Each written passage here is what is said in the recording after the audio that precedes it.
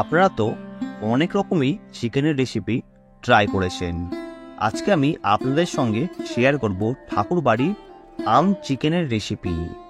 আশা করছি আপনাদেরকে এই আম চিকেনের রেসিপি খুবই ভালো লাগবে। আর আপনারা দেখছেন স্পাইসি কুকিং। এই আম চিকেন বানাবার জন্য প্রথমেই আমি এখানে 500 গ্রাম মতন চিকেনকে ভালোভাবে ধুয়ে নিয়েছি।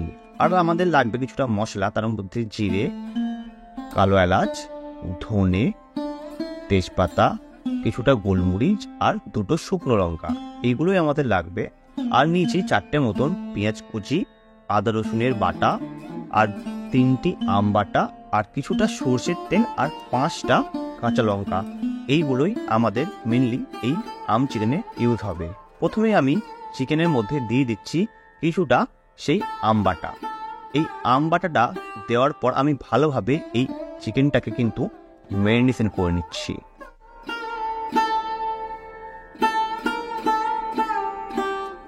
ম্যারিনেশন হচ্ছে ততক্ষণ আমরা একটা মশলা বানিয়ে নেব।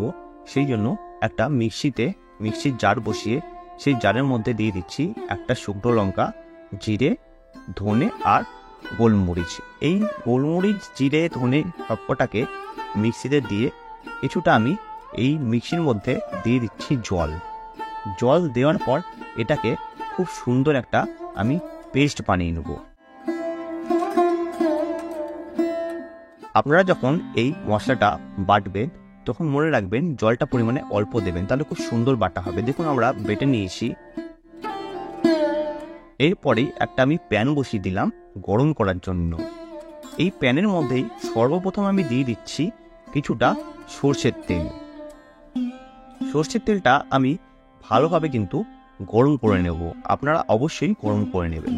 প্রথমেই আমি দিয়ে দিলাম 2টো তেজপাতা, 2টো কালো এলাচ, আর দিয়ে দিলাম 2টো শুকনো লঙ্কা। দিয়ে আমি ভালোভাবে নাড়াচাড়া করে নিচ্ছি।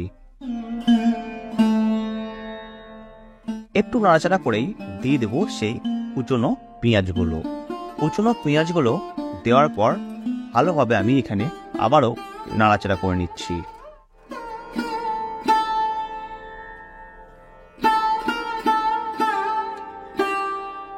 দেখুন পেঁয়াজগুলো কত সুন্দর লাল হয়ে গেছে।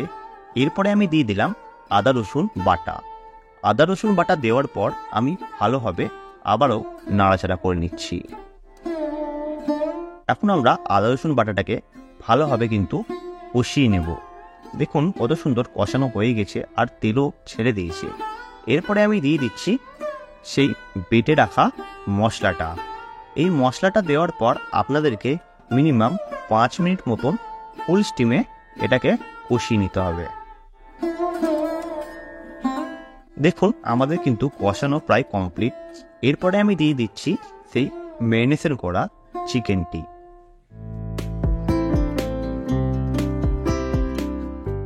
এই চিকেনটা দেওয়ার পর আমি আবারও ভালোভাবে নাড়াচাড়া করে নিচ্ছি। আপনারাও অবশ্যই ভালোভাবে নাড়াচাড়া করে নেবেন। এরপরেই আপনারা দিয়ে দেবেন স্বাদ অনুসারে লবণ।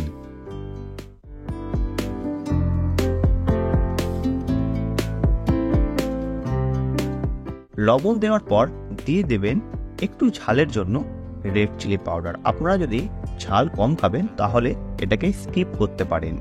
এরপরে আবারও ভালোভাবে নাড়াচাড়া করে নিচ্ছি। এরপর এটাকে আপনাদেরকে 10-15 মিনিট মতন ভালোভাবে কষিয়ে নিতে হবে। কোনো রকম জল এখন ইউজ করবেন না, আপনারা বিনা জলেই ভালোভাবে কষিয়ে নেবেন। দেখুন কত সুন্দর আমরা কষানো হয়ে গেছে। এরপরে আমরা দিয়ে দেব পরিমাণ মতন জল সেদ্ধ করার জন্য। জল দিয়ে আবারও আমি ভালোভাবে নাড়াচাড়া করে নিচ্ছি।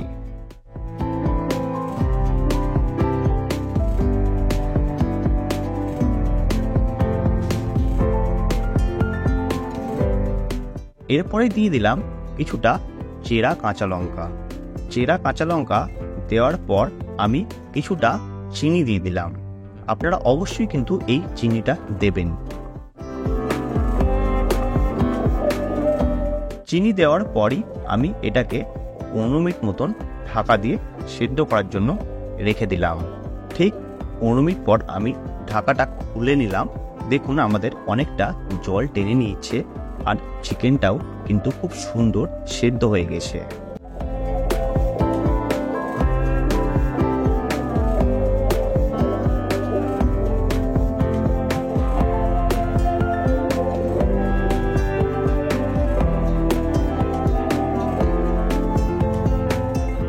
আমাদের এই আম চিকেনের রেসিপি আপনাদেরকে কেমন লাগলো অবশ্যই আপনারা কমেন্ট করে জানাবেন।